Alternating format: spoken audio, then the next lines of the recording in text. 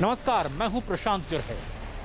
Corona से जंग जारी है, ये एक महामारी है, लेकिन हमें अपनी जिम्मेदारी समझनी है कि हम कोरोना नियमों का पालन करें, यानी फिजिकल डिस्टेंसिंग बनाकर रखें, बार बार हाथ धोएं और सबसे ज्यादा जरूरी हम मास्क लगाकर जरूर रखें। न्यूज़ 18 इंडिया ने तो बाकायदा इसके लिए एक मुहिम भी शुरू की है, #मास्क पहनो इंडिया। आप मास्क तब तक ना उतारें जब तक आप ये सुनिश्चित ना कर लें कि लोगों से आपकी और आपसे लोगों की एक सुरक्षित दूरी है। आप अकेले में हैं, जैसे इस वक्त हम स्टूडियो में हैं, तब तक ये मास्क ही हमारा सबसे बड़ा हथियार है। एक बड़ी खबर भी इस बीच आ रही है। महाराष्ट्र और गुजरात के बाद अब उत्तर प्रदेश में भी ब्लैक फंगस के मामले सामने आ रहे हैं। पूरे राज्य में इस नई बीमारी के अब तक 10 मामले सामने आ चुके हैं। राजधानी लखनऊ के अलावा मेरठ और मुजफ्फरनगर में ब्लैक फंगस के मरीज सामने आए। मेरठ में इस जानलेवा बीमारी के 3 मरीज मिले। तीनों मरीज दूसरी जगहों से यहां पर रेफर किए गए थे। एक मरीज मुजफ्फरनगर का रहने वाला है, जिसका कुछ दिन पहले ही किडनी ट्रांसप्लांट हुआ। दूसरा मरीज बिजनौर का रहने वाला है, जो डायबिटीज का पीड़ित है।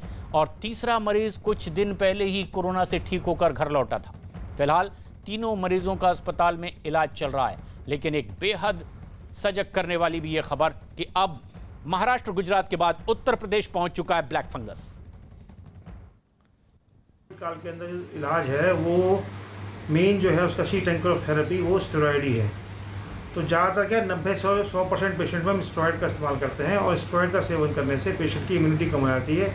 उस वजह से ये ब्लैक फंगस सीरियस मरीजों में जो काफ़ी दिनों तक आईसीयू में हैं, NIV पे हैं, वेंटिलेटर पे हैं, उनके अंदर पाया जा रहा है।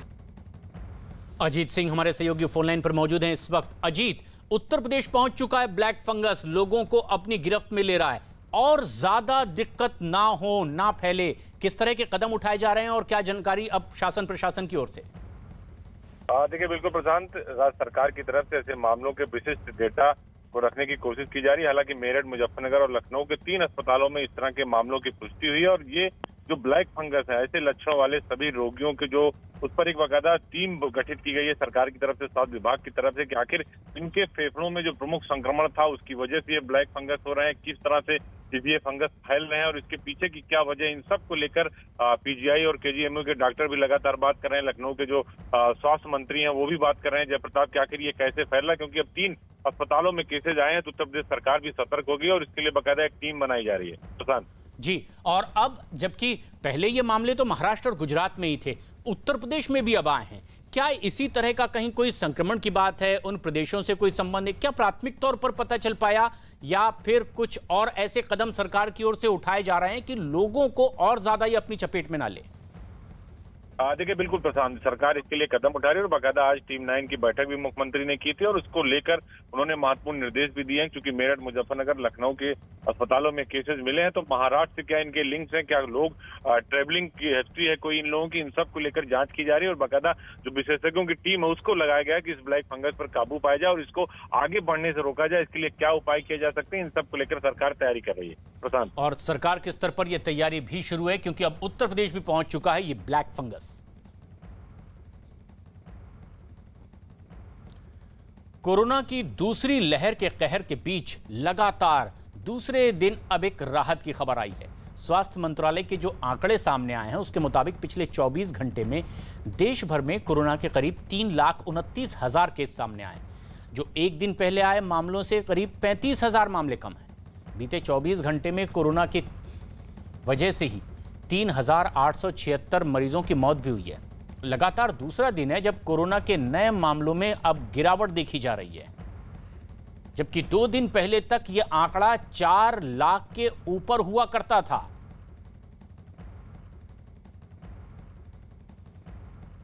कोरोना वायरस के बढ़ते संक्रमण के बीच उत्तर प्रदेश से भी एक राहत की खबर। उत्तर प्रदेश में नए केस की तुलना में ठीक होने वालों की संख्या अब ज्यादा होती दिखाई दे रही है, इसमें इजाफा हुआ है। उत्तर प्रदेश में पिछले 24 घंटे में कोरोना के 29,709 मरीज ठीक हो गए। वहीं एक दिन में ही 21,331 नए मामले भी सामने आए। 24 घंटे में कोरोना की वजह से 278 लोगों की उत्तर प्रदेश में मौत भी हुई है। तो कुल मिलाकर एक्टिव मरीजों की संख्या उत्तर प्रदेश में जितनी है उसमें भी कमी देखी जा रही है। उत्तर प्रदेश में 2,25,000 एक्टिव मरीज हैं, जो कि कल के मुकाबले में 8,000 कम बताए जा रहे हैं।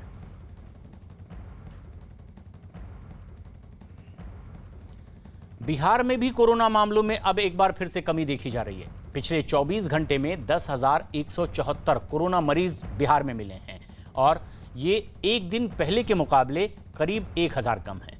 वहीं 24 घंटे में बिहार में कोरोना की वजह से 75 लोगों की मौत भी हुई है। अब बिहार में एक्टिव मरीज हो गए हैं 1,05,000। वहीं पटना में 24 घंटे में 1,745 नए मरीज पाए गए। दिल्ली में भी कोरोना के मामलों में गिरावट दर्ज की गई है। पिछले 24 घंटे में दिल्ली में कोरोना के 12,651 नए मामले सामने आए हैं। कल के मुकाबले 685 मरीज कम हैं। वहीं कोरोना की वजह से 24 घंटे में 319 लोगों ने दिल्ली में अपनी जान भी गंवाई है। दिल्ली में अब तक कोरोना से 19,663 लोगों की मौत हो चुकी है। कोरोना के एक्टिव मरीज दिल्ली में 85,258 इस वक्त हैं। लेकिन दिल्ली में संक्रमण दर 20% से भी कम है, यानी कि मौजूदा समय में संक्रमण दर 19.10%, यानी कि 100 लोगों के अगर टेस्ट होते हैं तो इसमें 19 लोग ही पॉजिटिव पाए जा रहे हैं। और जबकि कल ये प्रतिशत 24.5 के आसपास था, यानी 100 लोगों की जांच होने पर 24 से भी ज्यादा लोग पॉजिटिव पाए जा रहे थे।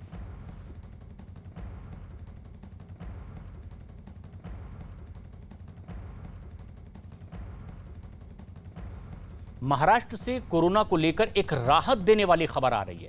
महाराष्ट्र में कोरोना के मामलों में अब कमी आई है। ये एक ऐसा प्रदेश जहां तेजी से कोरोना के मामले बढ़ते चले गए थे और देश में एक वक्त ऐसा आया था जब पूरे देश से आधे से ज्यादा मामले महाराष्ट्र से हुआ करते थे। लेकिन अब एक राहत की खबर, 24 घंटे में महाराष्ट्र में कोरोना के अब 37,236 मामले ही सामने आए।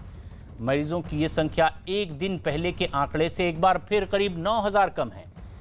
महाराष्ट्र में कोरोना वायरस के संक्रमण से 24 घंटे में 549 लोगों ने हालांकि अपनी जान भी गंवाई है। अब महाराष्ट्र में कोरोना के कुल मामले अब तक 51,38,000 के पार पहुंच चुके हैं, जबकि कुल मिलाकर 61,607 मरीज 24 घंटे में ठीक होकर अपने घर भी गए हैं। मुंबई में ही एक दिन पहले जो रिकॉर्ड आंकड़ा आया था उसमें भी कमी आई है और एक दिन में मुंबई में 1,782 नए मामले सामने आए, जबकि 74 लोगों की मुंबई में कोरोना से मौत भी हुई 24 घंटे के भीतर। इससे पहले मुंबई में 2,403 मामले सामने आए थे। फिलहाल मुंबई में अकेले इस शहर में 45,534 एक्टिव कोरोना के मरीज हैं।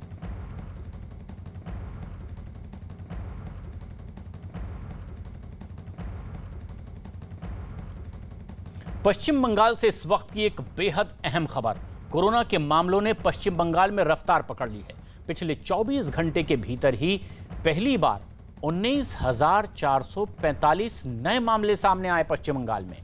अब तक का ये प्रदेश का सबसे बड़ा आंकड़ा है। तो वहीं इस दौरान पश्चिम बंगाल में 24 घंटे में 134 लोगों की कोरोना से मौत भी हो गई है।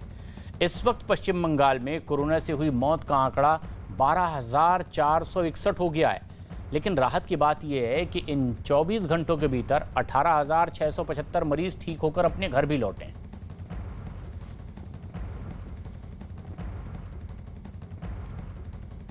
कर्नाटक में कोरोना की वजह से हालात अब तेजी से बिगड़ते चले जा रहे हैं और ये हालात ऐसे हैं कि राजधानी बेंगलुरु में अब शवों को जलाने के लिए जगह भी कम पड़ने लगी है। इसके बाद यहां शमशान घाटों को और बड़ा करने का काम किया जा रहा है। शव जलाने के लिए करीब 50 नई जगह तैयार की जा रही है ताकि अंतिम संस्कार के लिए इंतजार न करना पड़े। सामने आई तस्वीरों में वहां तेजी से काम होता भी दिखाई दे रहा है। कर्नाटक में रोजाना करीब 40,000 नए मरीज सामने आ रहे हैं, जबकि वहां कोरोना से होने वाली मौतों का आंकड़ा भी तेजी से बढ़ा है।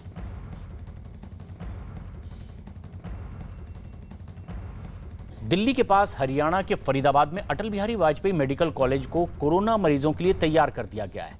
थल सेना के वेस्टर्न कमांड के जरिए तैयार किए गए 100 बेड के अस्पताल में मरीजों के लिए ऑक्सीजन सिलेंडर, वेंटिलेटर और एम्बुलेंस के अलावा सभी जरूरी सुविधाएं मुहैया कराई जा रही हैं। साथ ही साथ इस अस्पताल में सेना के डॉक्टर होंगे, नर्सिंग स्टाफ और दूसरे कर्मचारियों को भी तैनात किया गया है। इससे पहले सेना ने चंडीगढ़ में भी पंजाब यूनिवर्सिटी के इंटरनेशनल हॉस्टल को कोरोना अस्पताल में तब्दील कर दिया था और प्रशासन को ये अस्पताल बनाकर सौंप दिया गया, जबकि पटियाला में 83 बेड वाला अस्पताल बनकर पूरी तरह से तैयार है। यह अस्पताल 12 मई यानी कि बुधवार को ही शुरू होगा। कोरोना के मौजूदा हालात को देखते हुए लगातार नए अस्पतालों को बनाने का काम जारी है। इस वक्त हम लोग फरीदाबाद के अटल बिहारी वाजपेयी मेडिकल कॉलेज में मौजूद है, जहां पे सेना ने एक नया 100 बेड का कोरोना हॉस्पिटल तैयार किया है। ये हॉस्पिटल जो है पूरी तरीके से जो 100 बेड हैं वो सारे के सारे ऑक्सीजनेटेड हैं और हम आपको दिखाएंगे कि किस तरीके से इस नए अस्पताल को तैयार किया गया है, किस तरीके से यहाँ पे एडमिशन होंगे। इस वक्त ये शुरू हो चुका है, लेकिन अभी तक पेशेंट जो है आना शुरू नहीं हुए हैं, क्योंकि इस अस्पताल में पेशेंट वही आ पाएंगे जो कि डिस्ट्रिक्ट के सीएमओ जिनको रेकमेंड करेंगे। हर किसी के लिए नहीं खुला है, यानी कि हर कोई इस अस्पताल में आके जो है दाखिला नहीं ले सकता है। पहले आपको सीएमओ के पास जाना पड़ेगा, उसके बाद ही जो है दाखिला होगा। हम लोग पहुंच चुके हैं उस सेकंड फ्लोर पे इस हॉस्पिटल के, जहाँ पे कि कोरोना का ये हॉस्पिटल तैयार किया गया। 100 बेड का हॉस्पिटल है। सबसे पहले ये एक फीमेल वार्ड है। यहाँ ख़ास बात यह है कि मेल और फीमेल दोनों को अलग अलग रखा जाएगा। दोनों के वार्ड अलग हैं और आप देख सकते हैं कि पहले वार्ड में आप अभी फ़िलहाल ये पूरा हॉस्पिटल जो है खाली है। बेड सारे तैयार हैं, बस इंतज़ार हो रहा है कि जैसे ही सीएमओ परमिशन देंगे तो मरीज़ यहाँ पे आना शुरू कर देंगे। वेंटिलेटर्स की व्यवस्था की गई है, हालांकि बहुत ज़्यादा वेंटिलेटर यहाँ पे है नहीं, लेकिन 30 वेंटिलेटर मंगाए गए हैं। 100 बेड का अस्पताल है ये। पूरा अस्पताल जो है हर बेड पे ऑक्सीजन है और कोशिश यही है कि यहाँ जो भी आए उसको ऑक्सीजन, वो सारी चिकित्सा सुविधाएं मुहैया कराई जा सकें। रक्षा मंत्री राजनाथ सिंह लखनऊ पहुंचे और वहां हज हाउस में बनाए गए अस्पताल का दौरा उन्होंने किया। हज हाउस में यह अस्पताल कोरोना मरीजों के इलाज के लिए तैयार किया गया है। इस अस्पताल में मरीजों के लिए ऑक्सीजन सिलेंडर और वेंटिलेटर समेत तमाम सुविधाएं दी गई है। इस मौके पर राजनाथ सिंह ने राज्य के मुख्यमंत्री योगी आदित्यनाथ की भी जमकर तारीफ की है, जिस तरह से उन्होंने कोविड काल में काम किया है। उन्होंने कहा कि मुख्यमंत्री ने कोरोना की रोकथाम के लिए कई अहम कदम उठाए। यहाँ पर जो लगभग 25 वेंटिलेटर्स और अप्रॉक्सीमेटली 100 के आसपास यहाँ पर HFNC यानी जो क्रिटिकल जो केसेस होंगे इनके ट्रीटमेंट की यहाँ पर बहुत ही अच्छी व्यवस्था की गई है। आज इसका निरीक्षण करने के लिए हम लोग आए थे और मैं कहना चाहूँगा कि उत्तर प्रदेश सरकार ने पूरे उत्तर प्रदेश में कोविड से संबंधित मामलों को हैंडल करने में जितनी तत्परता दिखाई है उसकी जितनी भी सराहना की जाए कम है। एक बेहद अहम खबर इस वक्त की। विश्व स्वास्थ्य संगठन के मुख्य वैज्ञानिक डॉक्टर सौम्या स्वामीनाथन ने भारत में कोरोना की दूसरी लहर पर चिंता जाहिर की। WHO वैज्ञानिक ने भारत में अचानक कोरोना विस्फोट के पीछे नए वेरिएंट की वजह बताया। डॉक्टर सौम्या स्वामीनाथन के मुताबिक ये वेरिएंट ज्यादा संक्रामक और जानलेवा है, लेकिन वैक्सीन प्रतिरोधी नहीं। लोगों से वैक्सीन लगाने की अपील करते हुए डॉक्टर सौम्या स्वामीनाथन ने दावा किया कि वैक्सीन कोरोना की गंभीरता को कम कर देगा, इसीलिए भारत को इसमें और तेजी लाने की जरूरत है।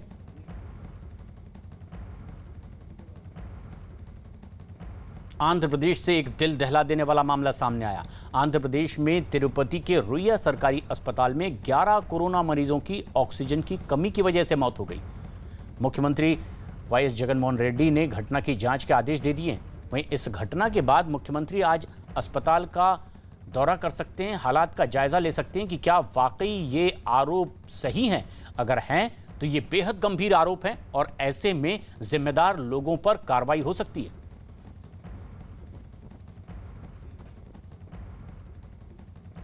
झारखंड में 14 मई से 18 साल से ऊपर के सभी लोगों को मुफ्त वैक्सीन लगाया जाएगा। वैक्सीनेशन को तेज रफ्तार देने के लिए झारखंड के मुख्यमंत्री हेमंत सोरेन ने मुफ्त वैक्सीन लगाने का ऐलान किया है। झारखंड में कोरोना तेजी से बढ़ रहा है और इसी वजह से राज्य सरकार की तरफ से कई तरह की सख्त पाबंदियों का ऐलान किया गया है। वहीं वैक्सीनेशन को तेज रफ्तार देने के लिए अब झारखंड के मुख्यमंत्री हेमंत सोरेन ने 14 मई से सभी लोगों को मुफ्त वैक्सीन लगाने का भी ऐलान कर दिया है।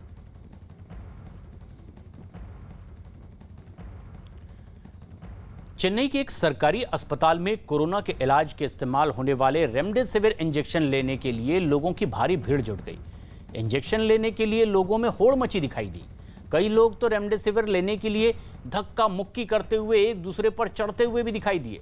भीड़ में शामिल लोगों को कोरोना का कोई खौफ नजर नहीं आया। इंजेक्शन लेने के चक्कर में लोगों ने कोरोना नियमों की जमकर धज्जियां उड़ाई है।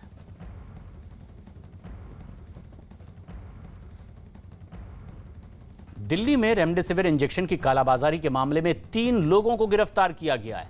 हालांकि इन लोगों के पास से रेमडेसिविर की कई डोज भी बरामद कर ली गई है। पुलिस को इस इंजेक्शन के कई गुना दामों पर बेचे जाने की जानकारी मिली और इसके बाद पुलिस ने एक टीम बनाई और नकली ग्राहक बनकर आरोपियों से संपर्क किया। आरोपियों ने 32,000 रुपए में एक इंजेक्शन का सौदा तय किया, लेकिन जैसे ही आरोपी इंजेक्शन देने के लिए वहां पहुंचे, पुलिस ने उन्हें गिरफ्तार कर लिया।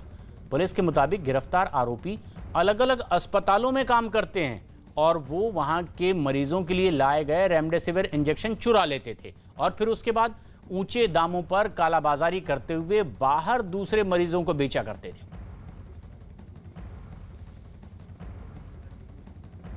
मध्य प्रदेश के जबलपुर में नकली रेमडेसिविर इंजेक्शन मरीजों को लगाने के मामले में फरार आरोपी सरबजीत मोखा को आखिरकार पुलिस ने गिरफ्तार कर लिया है।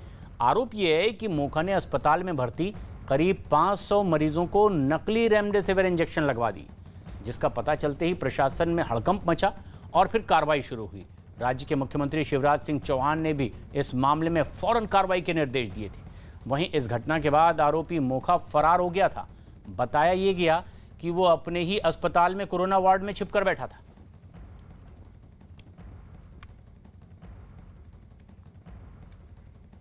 और आखिरकार उस आरोपी को उसके ही अस्पताल से गिरफ्तार कर लिया गया, जहां वो कोरोना वार्ड में छिपकर बैठा हुआ था, लेकिन पुलिस उसे बाहर तलाश रही थी। अपने ही अस्पताल में भर्ती कोरोना मरीजों को ये नकली रेमडेसिविर इंजेक्शन लगवा रहा था और इसके लिए 500 इंजेक्शन इसने मंगवाए थे।